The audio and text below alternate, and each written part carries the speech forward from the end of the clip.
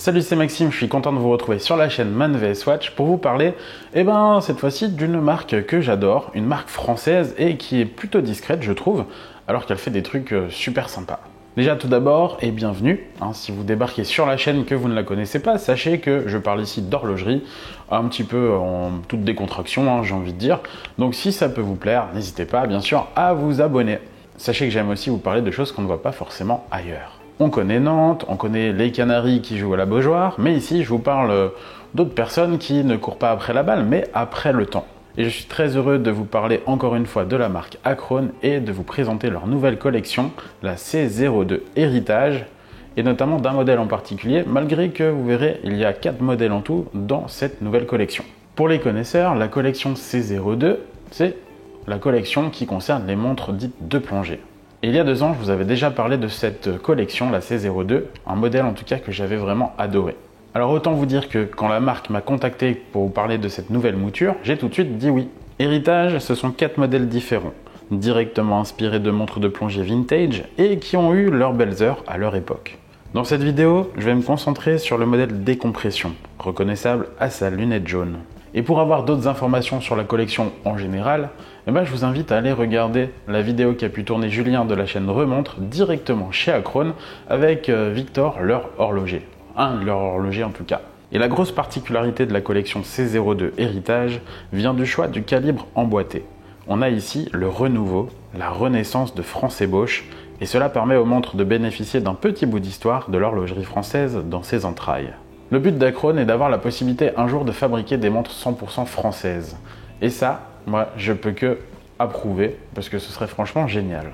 Pour ce qui est du calibre France Ébauche, bien sûr, j'y reviendrai tout à l'heure dans la vidéo. Pour parler de la montre, je vous l'ai dit, nous avons affaire à une plongeuse. La collection Héritage est faite pour se mouiller, et ce avec une étanchéité allant jusqu'à 300 mètres selon la configuration de votre montre. Comment ça, jusqu'à 300 mètres, me direz-vous? Bah oui. Je vous en parle juste après, mais restez bien du coup jusqu'au bout de la vidéo parce que vous verrez, ça va être très intéressant. Côté chiffres, la boîte en acier 316L fait 41 mm de diamètre en comptant le diamètre de la lunette. La boîte, elle, ne fait que 39 mm. J'y vois un énorme avantage au niveau de la manipulation de la lunette unidirectionnelle. On ne galère pas à la faire tourner, les 120 clics sont agréables et surtout, je n'ai pas noté de jeu une fois qu'elle est dans la bonne position.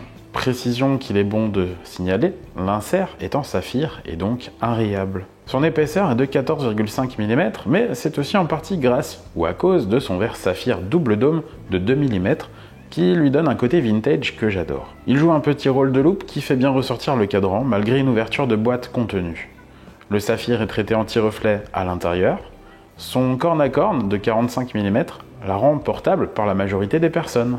Et on pourrait s'attendre à plus pour un diamètre de 41 mm, mais les cornes sont assez courtes. L'entrecorne de 20 mm est parfaite et permet d'y mettre tout type de bracelet, mais à noter tout de même qu'il faudra éviter les trop gros bracelets car ils risquent de frotter contre la boîte. Acrone m'a également joint 3 bracelets de leur gamme. Chacun lui donne une personnalité différente à la montre. De base, la montre était montée sur ce que j'appellerais un bracelet de type tropique, en FKM, taille standard L, mais vous avez également un bracelet en acier avec boucle déployante technique qui m'a beaucoup plu et qui est très pratique. Vous avez aussi un bracelet technique, également designé par Acrone, en caoutchouc, et qui vient parfaitement se caler contre la boîte. D'ailleurs, pour tout achat d'une Acrone C02 Héritage, vous pouvez bénéficier en cadeau de recevoir donc ce bracelet technique en caoutchouc. Il suffit juste d'utiliser le code MANVSWatch en minuscule, s'inscrit là juste ici comme ça vous savez quoi taper, pour bénéficier donc de ce petit cadeau. A noter que le bracelet acier et le caoutchouc disposent d'une extension ajustable, pratique pour aller au-dessus d'une combinaison de plongée ou simplement pour moins serrer votre poignet s'il gonfle trop. On a un cadran noir brillant, reprenant sans fioriture le design classique d'un cadran de plongeuse avec ses index ronds, sauf à midi où il est aussi triangulaire de façon assez classique, et sous une forme trapézoïdale à 6 et 9 heures. Le guichet date présent à 3 heures ne dénote pas et je le trouve plutôt bien intégré.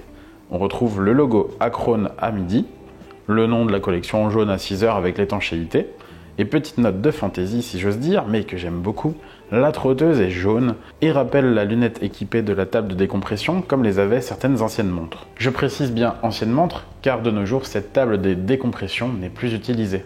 En plus avec les ordinateurs qu'on a au poignet, pour plonger, il n'y a pas ce souci-là pour calculer directement dans l'eau avec une lunette. Pour finir sur ce cadran, Acrone a très bien fait de choisir un Super Luminova BGW9 bleu pour ses index et ses aiguilles.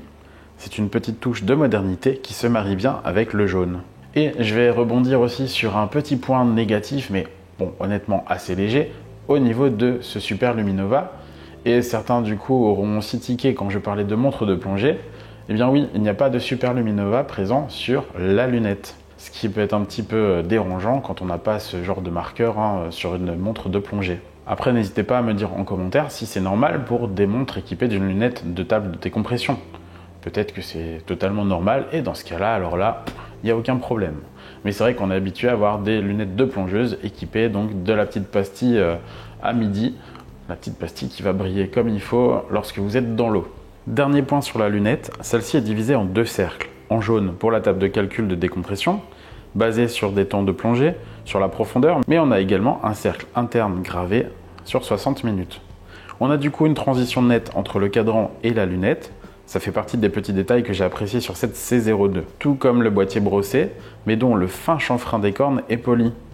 D'ailleurs, j'apprécie aussi les cornes qui sont percées. Gros plus pour changer de bracelet grâce à un outil adapté. Point commun aussi entre le flanc de la lunette et la couronne vissée, on a une excellente préhension grâce au relief de celle-ci. Même les doigts mouillés, vous savez, après un long bain, là on a les doigts tout fripés, tout moches, ben pas de souci pour la manipuler, c'est génial.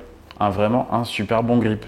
La couronne est gravée, pas de souci de manipulation, je trouve sa taille ni trop grande ni trop petite, elle est adaptée à la montre. Bon, honnêtement, je saurais pas trop vous expliquer le fonctionnement de la lunette avec la table de décompression. Ou alors j'essayerai, mais vous risqueriez de mourir du coup en pleine plongée, ce serait embêtant pour vous, aussi pour moi parce que du coup, je perdrais des abonnés, donc on va éviter. Parlons maintenant du fond de boîte. Ici, il ne faut clairement pas le sous-estimer, et notamment au moment de votre commande. Je vous ai dit que l'étanchéité de la montre pouvait aller jusqu'à 300 mètres. Oui, peut aller et non pas est 2. Pourquoi? Eh bien, ça va dépendre du fond de boîte. Petite attention supplémentaire de la part d'Acrone, lors de la commande, vous pouvez choisir de recevoir la montre équipée soit d'un fond plein, dont la gravure est très bien réalisée avec son plongeur, ou bien d'avoir un fond saphir, transparent donc pour admirer le joli calibre français Bosch. L'étanchéité sera donc de 300 mètres avec le fond plein, ou 100 mètres avec le fond transparent. Les contraintes de la pression ne seront pas les mêmes si vous avez un fond plein ou transparent. Voici donc le pourquoi du comment de la différence d'étanchéité. Si vous hésitez, sachez enfin que vous recevrez de toute façon les deux fonds avec la montre.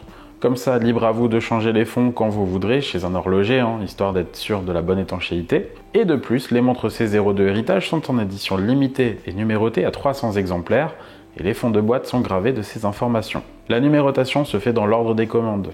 Selon vos envies, bien sûr, vous choisirez ce que vous préférez. Ici, j'ai évidemment choisi le fond transparent pour pouvoir vous montrer le calibre France et Bosch.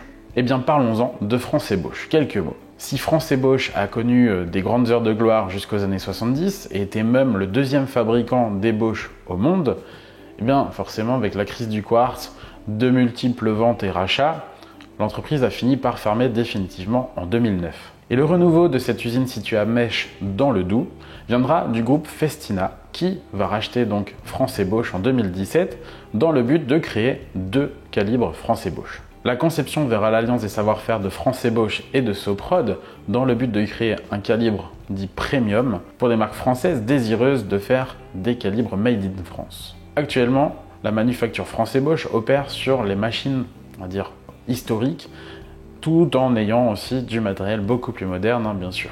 Le gros plus, c'est que non seulement Acrone a fait le choix d'équiper sa nouvelle collection de ces calibres, mais nous régale encore plus en les personnalisant grâce à une décoration très réussie, comme des côtes de Genève, du colimaçonnage, des vis bleuies, et vous pouvez le voir, une masse oscillante personnalisée, comme on a l'habitude chez Acrone, mais qui est ici rodier or. Du coup, il serait plutôt dommage de se priver de voir tout ça, non? Je pense. Dites-moi en commentaire ce que vous en pensez, en tout cas, je le trouve très réussi visuellement.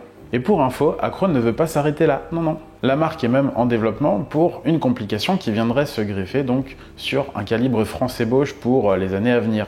Ouais, j'ai envie de dire, j'ai hâte de voir ça. Les connaisseurs d'Acrone savent que la marque a aussi déjà sorti des montres qui étaient certifiées par l'Observatoire de Besançon, avec le fameux poinçon de vipère. Eh bien, vous serez certainement content de savoir que la marque a également envie de certifier donc ces calibres France et Bosch du fameux poinçon vipère de l'Observatoire de Besançon. De beaux projets donc pour cette marque qui a à cœur de proposer donc des produits de qualité et français. Cocorico! Ce calibre français Bosch est automatique, possède une réserve de marche de 44 heures, il bat à 28 800 alternances par heure et bien réalisé techniquement avec par exemple son bien visible pont de balancier à double bras pour une meilleure stabilité, mais aussi un double amortisseur de choc Incabloc à double cône qui se veut être l'un des plus performants du marché. Côté précision, Acrone a souhaité en tirer le meilleur de ce calibre pour le régler dans des critères du COSC, soit -4 à +6 secondes par jour en moyenne, et pour avoir fait des tests, la précision est même meilleure, donc très bon point. Ne soyez pas étonnés en tout cas, mais la masse oscillante qui est présente à l'intérieur, du coup, a tendance à bouger assez facilement et à faire un léger bruit forcément quand elle se met en rotation. Elle s'arrête pas si vite que ça en plus, donc mais bon, rien à voir avec un Valjoux 7750 par exemple, hein, qui vous fait vous envoler la montre. La C02 Héritage est vendue donc sur le site internet de Acrone avec son bracelet Tropique de base au prix de 1190 €. Pour 60 € de plus, vous pouvez ajouter le bracelet acier supplémentaire lors de votre commande. Et n'oubliez pas, hein, avec le code MANVSWATCH en minuscule, vous pouvez en plus avoir le troisième bracelet donc en caoutchouc technique, hein, qui viendra parfaitement épouser la boîte, hein, en cadeau. Donc n'hésitez pas, le code MANVSWATCH en minuscule. Maintenant des petits détails que j'aurais à faire sur la montre et sur le bracelet acier notamment. Bon, rien de grave, hein, mais je trouvais important d'en parler vu que c'est un petit peu ce qui m'est ressorti durant mes tests. Je trouve l'aiguille des minutes un peu trop longue. Du fait du verre saphir, on voit pas très bien le bout de l'aiguille lorsqu'il faut lire précisément les minutes sur les index bâtons, à moins d'incliner un petit peu la montre. Le bout de cette aiguille, en fait, va cacher complètement les index. Autre point qui m'a dérangé lors du réglage du bracelet acier, vous avez sur la boucle déployante 3 trous d'ajustement. Sachez que seuls 2 de ces trous sont utilisables. Le troisième, qui est le plus proche de l'extension du bracelet, ne permet pas d'avoir le maillon fixé car la partie crantée de l'extension est trop proche. Après discussion avec un autre youtubeur, j'étais pas le seul d'ailleurs à avoir noté ce point. Corentin, si tu me regardes, hein, salut. Bon, mis à part ça, je dois dire ne pas avoir noté d'autres points, donc c'est plutôt bon signe et ça montre quand même une certaine qualité sur cette montre. Alors bien sûr, il s'agit de mon avis, hein, de cette présentation de ce modèle donc C02 Héritage décompression, mais je vous l'ai dit, il y a en tout 4 modèles, donc ils sont tous un petit peu différents, chacun a sa particularité, donc voilà. Sachez que mon avis n'est pas global sur l'ensemble donc de la collection. Mais de toute façon, je pense qu'il y en aura d'autres à parler des autres modèles, donc vous arriverez à vous faire un petit avis global une fois que tout le monde aura posté sa vidéo. Bon, en tout cas, si vous êtes resté jusqu'ici, c'est que c'est probablement une montre qui vous intéresse. Donc au-delà du fait que vous avez un code MANVSWATCH en minuscule, hein, je le répète, mais évitez de passer à côté de ce petit cadeau, ce serait dommage. Je vais vous parler en fait de comment régler ce bracelet.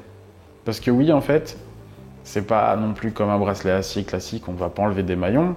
Mais là, en fait, vous allez devoir couper le bracelet. Allez, je vous explique ça tout de suite. Déjà, il va nécessiter d'être coupé à la bonne longueur, hein, pour s'ajuster parfaitement sur votre poignet. Mais attention, ne coupez pas trop, ça repoussera pas. Mettez en place les deux extrémités du bracelet. Ensuite, mettez la montre au poignet pour juger de la longueur de bracelet inutile. Il faudra enlever le bracelet de la boucle et vous verrez que le bracelet est comme fendu à de nombreux endroits, que vous pourrez couper à l'aide d'une paire de ciseaux, bien aiguisés évidemment. Prenez le temps nécessaire pour couper section par section en cas de doute. Attention, les lames, hein, je le précise, doivent être bien aiguisées pour une coupe franche, sinon ce sera moche. L'idée est de le faire des deux côtés, bien sûr, pour garder une certaine symétrie. Lorsque la longueur vous semble bonne, remettez les pompes en place avec la boucle déployante. Et voilà, facile. Bon, mais vraiment, prenez votre temps. Voilà donc pour cette revue qui, je l'espère, vous aura plu, hein, sur cette Acrone C02 Héritage modèle décompression. D'ailleurs, grand merci à Acrone de m'avoir permis de faire ce test. Un vrai plaisir, surtout que c'était un modèle quand même que j'adorais depuis que j'ai pu le tester pour la première fois. Bien sûr, n'hésitez pas à jeter un petit coup d'œil sur le site d'Acrone pour connaître les autres versions de cette C02 Héritage. On a par exemple la version 164 brasses, la Nobat, la Maréographe et donc cette décompression. Comme d'habitude, j'attends vos commentaires, vos avis. On se retrouve bientôt pour une prochaine vidéo. Passez de belles fêtes. J'espère que vous serez gâtés aussi par le vieux barbu habillé tout en rouge, hein, qui vient garer son traîneau comme il le peut devant chez vous. Il y aura des montres, des bracelets et autres. Et surtout, du bon temps avec vos proches, ceux que vous aimez. C'est le plus important. D'ici là, donc, comme je le disais, prenez soin de vous, prenez soin de vos montres. Je vous dis à bientôt. Salut!